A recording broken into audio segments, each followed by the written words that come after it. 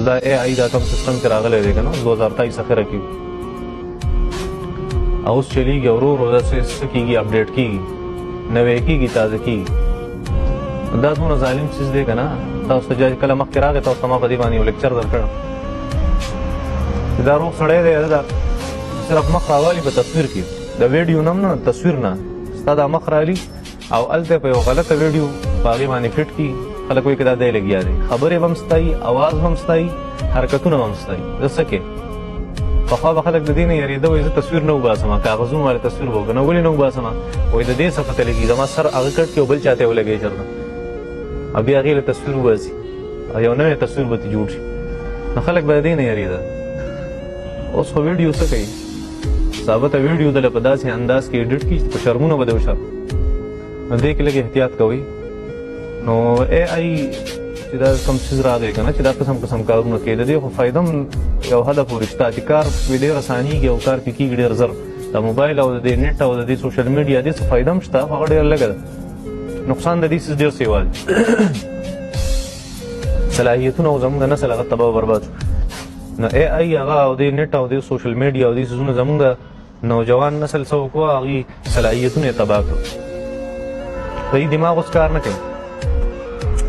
مخکې که به د نن نه 10 کاله مخکې که یو نسل ته یو هلک ته به یو څیز هغه یادېدو په 10 منټه کې نو اوس یې په 10 غنټې کې هغه نشي یادولی دا د دې څیز اثر دی دا زموږ سره جیب کې پروت دی که نه او لیپټاپ او موبایل او دا څیزونه نو صلاحیتونه یې برباد کړه بل قسم قسم بې حیایي او قسم قسم یو دا غلط فهمۍ دشمنۍ پروپیګنډې دا تمام څیزونه دی دونه سیوا کړه که نه چې که په ګوټ کې هم کښېنې د کور که نه څوک یې پرېږدي نه خو صرف دونه وکړې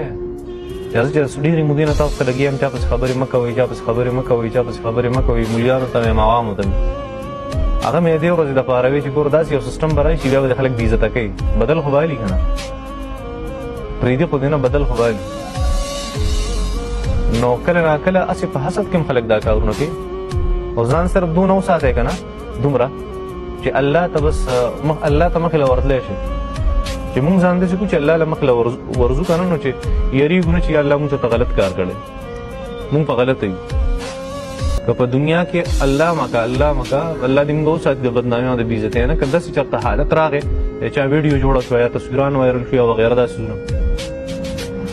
نو چې صرف دونه یې چې ته مطمئن چې ما څه غلط څه نه دي کړي به الله پوه شه او کار یې پوه شه هغه انسان بې عزته کوي هغه انسان له عزت ورکوي بس نو چې الله ته یې بیا پرېښودی شي کم از کم چې دونه انسان هغه ځان برابر